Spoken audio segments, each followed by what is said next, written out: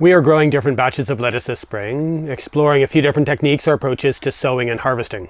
But the batch of lettuce that we've been harvesting the most from over the longest period of time is a large patch just behind me in this polytunnel that I like to call lettuce trees.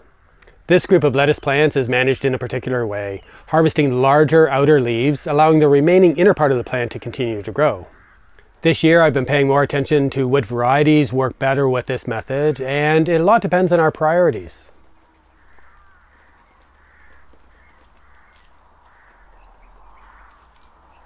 I have been growing lettuce like this for years, but only really in the spring and in the polytunnel, though I should explore using this method at other times of the year and probably outside.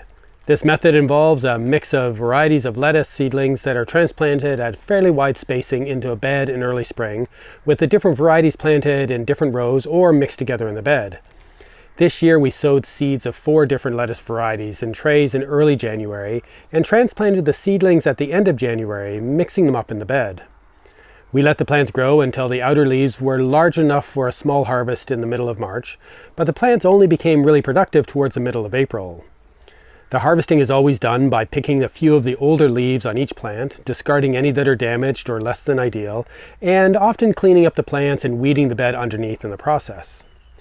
We always leave a cluster of smaller leaves at the center of the plant to regrow, and the regrowth can be quite fast depending on the temperature, and we can often return to harvest from the same plant again within 4 or 5 days. This type of harvesting can produce a really big yield of larger lettuce leaves over a longer period of time, but only with some types of lettuce. I have found this lettuce tree method also produces a cleaner crop, as after the first few smaller harvests, the remaining leaves tend to stay off the ground, keeping them cleaner and in good condition.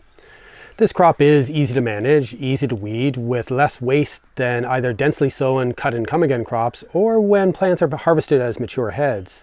But if we wanted smaller lettuce leaves or to harvest full heads, then those other methods are better, obviously. With plants managed in this way, we can continue to harvest outer leaves until the plants start to bolt, when they begin to produce a flower stalk. And in the end, there will be a cluster of leaves at the top of a long stem similar to a palm tree, which is why I call them lettuce trees.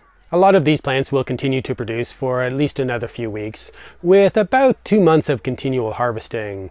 But by then, we'll probably need to clear the bed to make space for transplanting the summer crops. When harvesting, I generally pick a few leaves from each plant, gathering enough to place directly into a bag for our own use or for distribution to our neighbors through the vegetable fridge. And it's nice to have a mix of different leaves within each bag, so I try to grow a range of different varieties all mixed together. This year, I've realized how much variety selection matters, with some types of varieties of lettuce are more appropriate for this type of harvesting than others, for different reasons. To be fair, I don't think any of these varieties were bred for this type of harvesting. I tried to select a range of varieties that work well with this method, but I also want to have an interesting mix, so I need to try to find a balance there. And mixing the varieties within the bed is really beautiful, with a diversity of texture and color filling one of the beds in the polytunnel.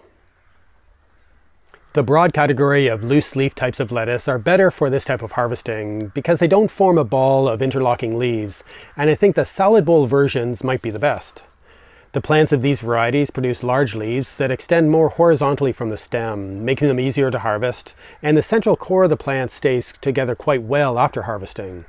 We grew 2 varieties like this, a green salad bowl and a red salad bowl, which I would have thought would be very similar, but the green version is much more vigorous and productive, but also seems faster to bolt, at least in this context.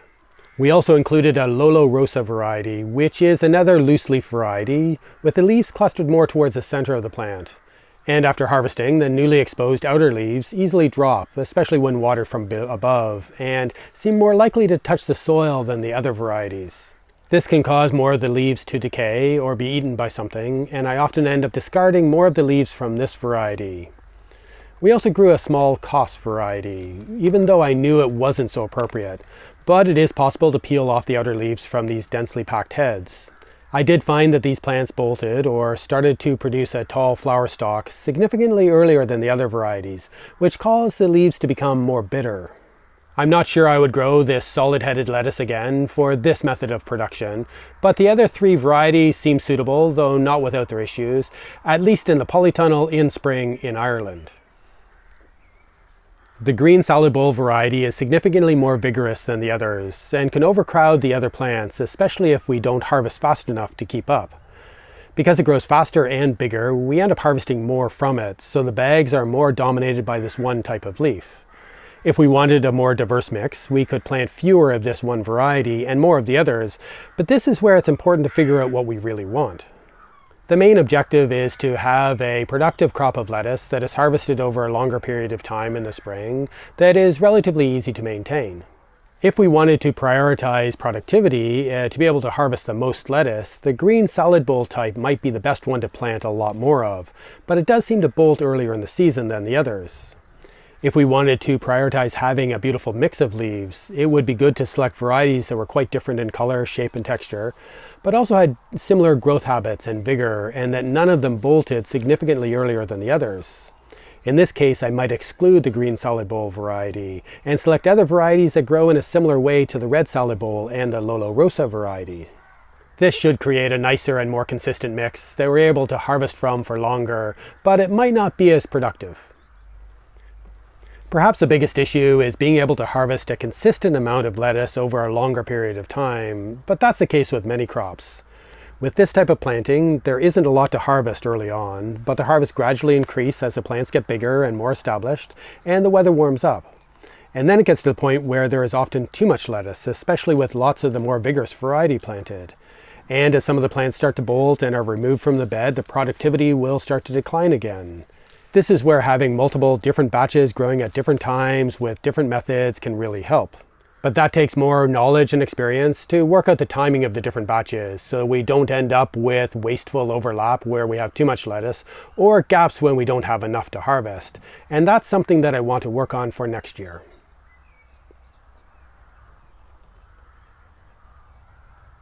Those of you who have been following my channel for a while will have noticed that I haven't been producing a lot of longer format videos recently and have been focusing more on the shorter content. And now I'm trying to find some place in between. This is all part of the strategy of trying to figure out how best to produce content like this that is useful to a wide range of people within a changing social media atmosphere. If you like the videos that I make and value the explorations that I do in the gardens and have a little bit of extra cash, please consider supporting me in this project on Patreon or PayPal. The links to both are in the description below. But most importantly, thank you for watching.